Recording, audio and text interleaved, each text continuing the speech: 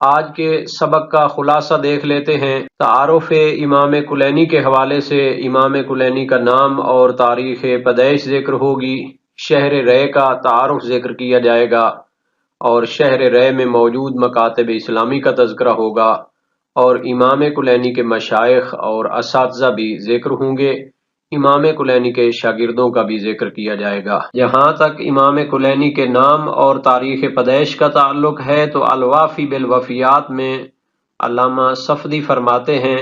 الکلینی الشیعی محمد بن یعقوب ابو جعفر الکلینی بضم الکافی و امالت اللام وقبل الیاء الاخیرۃ نون من اہل الری ساکن بغداد الی حین وفاتہ وکان من فقہاء الشیعۃ۔ الوافی بالوفیات جلد 5 صفحہ 226 میں ان کا نام محمد بن یعقوب بتایا ہے، ان کی کنیت ابو جعفر اور ان کا لقب کلینی، اور اہل رے میں سے تھے، اور آخر میں بغداد میں ساکن ہوئے تھے اور شیعہ فقہا میں سے تھے۔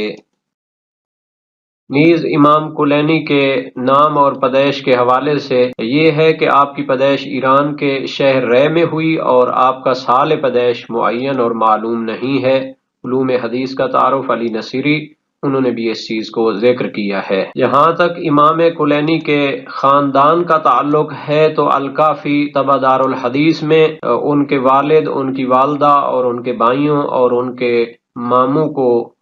کلین شہر کے علماء میں سے اور جید فاضل شخصیات میں سے قرار دیا ہے۔ یہاں تک امام کلینی کے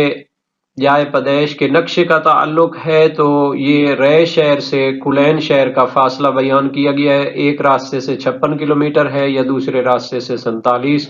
اور تیسرے راستے سے 50 کلومیٹر کا فاصلہ بنتا ہے۔